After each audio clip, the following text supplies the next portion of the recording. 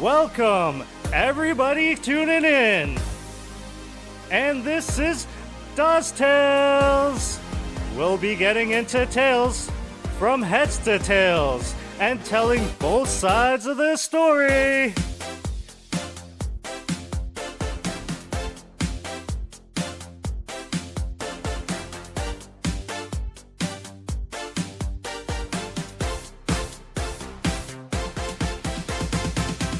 Holy shit. Last night in the hockey world, we got shocked. Shocking news coming out of the NHL 20 Draft Lottery last night. We're starting the show off today a little differently with producer Hop, our hockey insider here on Dawes Tales. Hop, last night, crazy. Predictable? You knew it was going to happen. So it's typical 2020 something, right? Of course. Everything that's happening in 2020, and then this happens. So walk us through last night. Well, if anybody else or any of our fans, probably like myself and Mr. Dawes, we sat down, watched the draft selection last night, or the draft order selection, and right off the hop when they came out with 8 envelopes instead of just the 7, that was already kind of a giver. And we heard right off the hop that one of the sleeper teams, or one of the, sorry, not sleeper teams, one of the teams that had got into these playoffs is actually going to be within, I think they said top 3 right off the hop. They didn't give it right away. Somebody moved up. Absolutely. So instantly you're thinking, oh, what's going on here? What's going on here? Right. But right off the hop, with everybody going in the order they went, nothing seemed to really change until we saw that big Detroit jump. So Detroit Crazy. Drops to 4. Awful season. You felt for Yzerman, you know. Hand on the back of the head, pulling the hair back, thinking, oh, I should have stayed in Tampa. Yeah, I think he's regretting it now. Oh, he might be for sure. But yeah, so from there, and then you caught the next in line as it slowly went in, and then when we heard LA was in the final 2, that was the most shocking part to me. Actually, is that LA moved up a lot. They did, and it's typical, you know. You always hear the one thing I'm not an Ottawa fan, but with having those 2 picks in that beginning, you always think you got the best shot. You got to have it. You literally have the best shot in the draft to get it.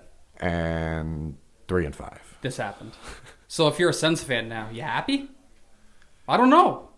I got some boys that are like they're pretty content with it. Like they're cool, which I'm surprised. Deep draft, one of the deepest drafts we've had in a while, and to be able to pick 2 in the top 5 of the deep draft, you really can't complain. Right. And then I believe they've even got one later in it too. They got one like the 18th of the. How does that Carlson trade look though now that they didn't get the first overall? Because for me, you're trading Erik Karlsson for a first round pick, but you need 1 or 2, and they didn't get it. That's my thoughts on this. Sens fans, I said that to them today and last night, and they did not agree with me at all. They were pumped. I said, man, if I'm you, I need number 1. I need number 1 or number 2. I can see your point for sure, but what was Brady 4? So you'd have 3, 4, 5 for Karlsson in 2 years? Right. That's really not too bad when you break it down, 3 players for 1, and then you see what that ankle's doing in San Jose along with it. But yeah, I can see whenever you trade a franchise player, you want that 1 or 2 pick. So I can see both sides of it for sure. I can definitely see both sides, yes. So right now, we do not know who's going to pick number 1. So from 2 to 8, everything was set. Biggest surprise for me during that draft last night is actually Ottawa coming in at number 5. When I see number 5, I was on the phone with Brett, our guest from a couple of pods ago, huge Sen fan, rooting for him and the Sens all day, right? I'm a Leafs fan. Me and you, Hop, we're Leafs fans, right? Mm-hmm. I'm being a good person. I don't know about you, if you really care if the Sens want it or not. I personally want to see Lafreniere go to a Canadian market. Okay, I don't want to see him and his career ruined in Detroit. I would have been happy if LA got number 1. That's cool. Lafreniere going to Hollywood, playing there, Kopitar, Brown, Doughty. That would have been awesome. But for him to go to Detroit, it's a career killer right off the bat. He's got no one to play with. He's literally got no one to play with. So I really wanted to see him go to the Sens. But number 5, I was texting Brett. I was like, man, Sens number 5 pick. You just won the draft. How pumped are you? And then the shit transpired into what it did. I never heard from Brett for the rest of the night. Until this morning, when he walked by my store, looked at me with those sad puppy eyes. That was it. I knew what was going on. I knew what was going on after we knew that nobody knew who the first overall pick was. And then Sens got number 3. Yeah, after that, yeah. After that. So, yeah.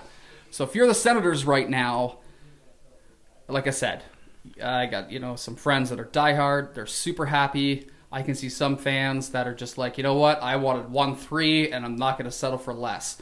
So, the draft order right now, obviously, Lafreniere, number 1. Number 2, we have Quentin Byfield. Number 3, I'm horrible at pronouncing these players, man, overseas. Brutal. Tim Stutzel.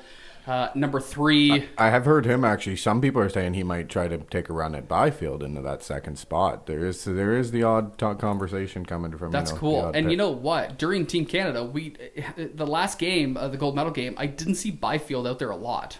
Yeah, 18-year-old. Exactly. First year on the... Right, that's the thing. So you got that guy coming in at number 2 and then plays for Team Canada, gets a couple shifts. I didn't really notice him out there, but you notice him when he plays in the O. Like, you notice him, right? Oh, 100%. Number 3, Tim Stutzel. Number 4, toss-up, Marco Rossi of the Ottawa 67s, and Jamie Drysdale, a defenseman for the Erie Otters. Fucking solid hockey players. But before actually we started this, you had a sleeper pick. Yeah, definitely. So my sleeper... To move up, yeah. So top 5 for me, who I'm going to go with, is actually our sleeper that you might even see Ottawa take at 3 or 5. Sure. Is Cole Perfetti. Nice. So last cut in the World Juniors, as you just mentioned. He literally could have walked in the team. Big thing for this guy is he walked into a team in Saginaw his first year. And within his first few weeks of being there, Owen Tippett was traded from the Steelheads, along with a few other guys, straight on that team. And he's a 16-year-old kid, brand new in the league, and he's literally playing on the top line, putting 80 points, 90 points really? I in didn't his know first that. year. A lot of people thought, you're playing with Tippett. You're playing with the big guys that all came here. Right. Somebody else ended up trading later in the year. Then he comes back this year and does the same thing. Gets like 30, 60 points, and you know what I mean? Like, just so you can't say it was the older guys. Kids lights out. Exactly. Now he's a Marner, which obviously you don't want to hear, but he's more of an assist guy than a goal guy. Yep. But when you've got, like you just said, you can take somebody like Perfetti at 3 and somebody he may have grown up with like Drysdale at 5. Right. Why wouldn't you package 1 forward, 1 defense? And Perfetti, if he might not make the lineup, he's going to World Juniors next year, so you're going to get to watch him. Totally. From there. Yeah, so he's one of those guys that I think you got to watch for right from the get-go. He's going to squeak into that top 5. I just don't know 1 through 5. Well, he's not 1, but if somebody's going to take him or not, right, at that spot. Exactly. Yeah. So like the Sens right now, maybe they need like a pick. Like, they got the 3rd overall pick. They're going to take Tim Stutzel. They're also maybe looking at a defenseman in Jamie Drysdale to play with Shabbat. But like I said, I got a lot of Sens brothers. Okay, brothers in arms, Sens fans. They're the closest to us, right? We grew up with Sens guys. Of course, right? They don't seem to think that way. They want forward power. They think their defense is good. With the actual trade with the Mark Stone, they got Eric Brunstrom or Grantstrom. I can't. You came from Las Vegas. Played with the Belleville Senators for a bit, lit it up. Next year they're expecting big things from him. So maybe they don't need a defenseman, so they take 2 forwards, which they probably need more than anything right now. True. But regardless, huge night last night, and I think what people want to know right now is where this leaves one team in particular on where Alex Lafreniere can go to. And there's a good chance that it could happen, just like every other team in the play-in round, but the Toronto Maple Leafs. Absolutely. You said at the beginning of this, you wanted it to be a Canadian team, so you were rooting for Ottawa. This happens. Next in line. There's literally 3 Canadian teams that can take a run at it now. You've got Edmonton, Toronto, and, of course, I guess Winnipeg's in there, Winnipeg's too. in it. I didn't even think about that. Winnipeg's in it. Absolutely. So if in that case being Toronto, yep. The big thing a lot of people were worried about was a big thing. is It's that draft pick. Or it's that trade, sorry. It's that trade. Exactly. So first thing, anybody who's into any kind of behind-the-scenes research or anything like that, first thing you go to is a great site that I know I messaged Corey about yesterday, known as Cap Friendly. So if anybody's ever heard of it, any contract info, anything like that, anytime something goes on, you want to know the back end or the behind the scenes of it, you go straight there. So for myself, when something like this happens, I instantly go to a site like that to see exactly what Corey just said, where these draft picks are, who has a 2020 first round pick that could and if be it's in possible for someone to actually keep it. And that's what you sent me last night. Absolutely. Is that we could keep this fucking pick. Keep it. So the big thing was, in this whole thing, is a lot of argument was we actually don't. We traded our pick. We traded our first round pick from this year. But along with all contracts, there's always different stipulations that we figure out. So for the Leafs, if they do lose the qualifier against Columbus, we're still hoping they don't, but at least there's something to kind of think about. Baby. Best of 5. Absolutely. If they win, they get to keep that first overall pick that they did trade to Carolina.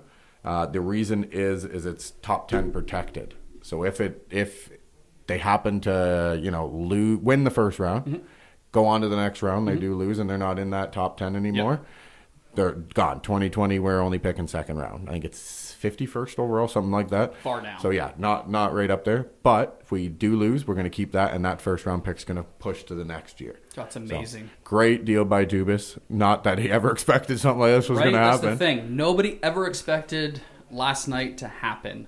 And we had to get it on Dawes Tales first before we actually went into the cast. So like I said, a little different vibe right now. I said to Hop, once when everything happened, I messaged him. It's like, hey, here's the deal for tomorrow. This is what we're doing. This is what we're talking about.